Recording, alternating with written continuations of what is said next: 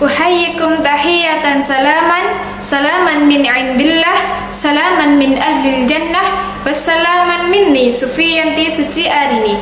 Afsus salama bainakum. Assalamualaikum warahmatullahi wabarakatuh. Innal hamdalillah nahmaduhu wa nasta'inuhu wa nastaghfiruh wa na'udzu billahi min sururi anfusina wa min sayyiati a'malina. May yahdihillahu fala mudilla lahu wa may yudlilhu fala hadiya lahu. Asyhadu an la ilaha illallah wahdahu la syarika lah wa asyhadu anna Muhammadan abduhu wa rasuluh. Rabbi israh li sadri wa yassir li amri wahlul 'uqdatam min lisani yafqahu qawli. Awalan hayya bina nashkuru syukran lillahi ta'ala alladzi qad a'tana ni'matan katsiratan wa hidayatan hatta nastati' an najtami'a fi hadzal makan al-mubarak.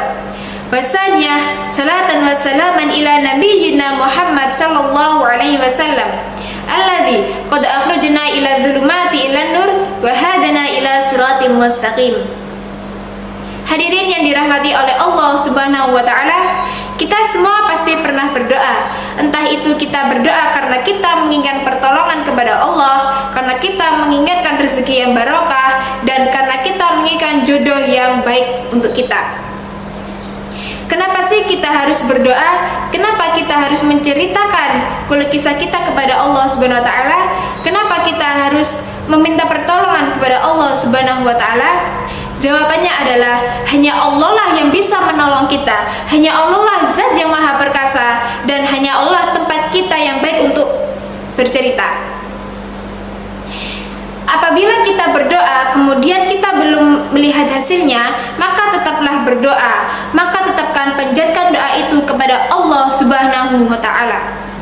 Ada sebuah kisah yang menarik pada zaman Rasulullah sallallahu alaihi wasallam.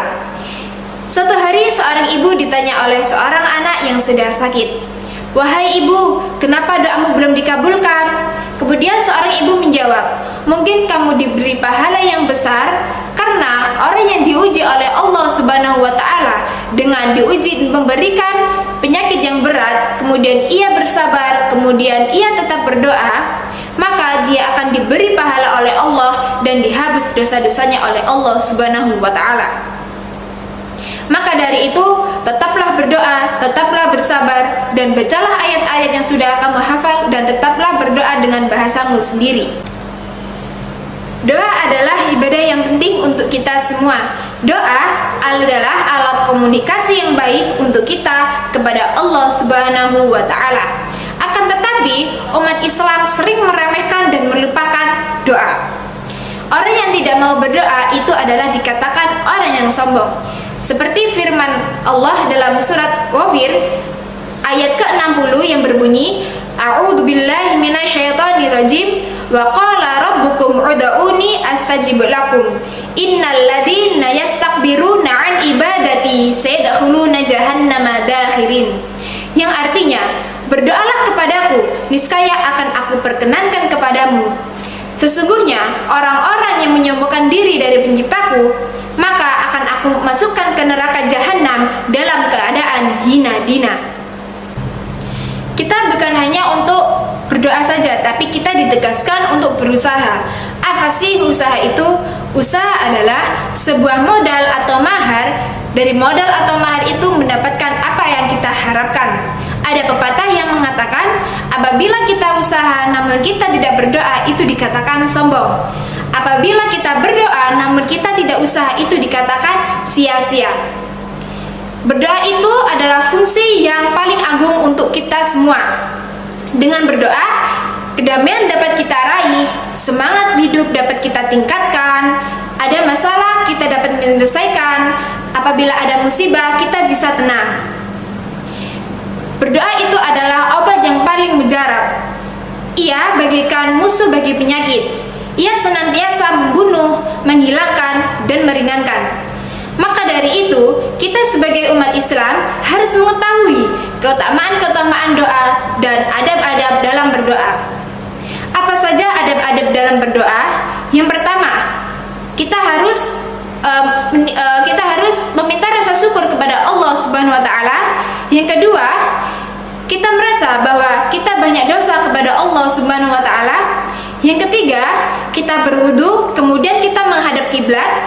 Yang keempat, apabila kita berdoa dianjurkan untuk mengecilkan suara. Yang kelima, bersungguh-sungguh dalam berdoa. Yang keenam, tidak memakai kata-kata saja. Yang ketujuh, jangan berdoa untuk menjelekkan diri kita, untuk menjelekkan kerabat-kerabat kita atau keluarga-keluarga kita. Dan yang kedelapan adalah kita berdoa di waktu yang mustajabah. Allah memberikan apa yang kita butuhkan, bukan apa yang kita inginkan. Apabila kita sudah kerja keras, kita sudah usaha, namun hasil yang kita dapatkan bukan apa yang kita harapkan, mungkin Allah mempunyai rencana yang indah untuk kita semua. Karena hanya rencana Allah lah yang indah. Maka dari itu tetaplah berdoa, tetaplah bersabar, dan tetaplah berbuat baik kepada semua orang. Tetaplah berhusnudzon apa yang kita dapatkan sekarang, dan tetaplah beristiqomah. La tahzan, innallaha ma'ana. Janganlah bersedih, sesungguhnya Allah bersama kita semua. Inna ma'al usri yusra. Apabila ada kesulitan, itu pasti ada kemudahan. Berakit-rakit dahulu, berenang-renang ke tepian, bersusah-susah dahulu, bersenang-senang kemudian. Allah memberi cobaan tidak keluar dari batas kemampuannya. Jazakumullah khairan katsir. Tsumma salam. Wassalamualaikum warahmatullahi wabarakatuh.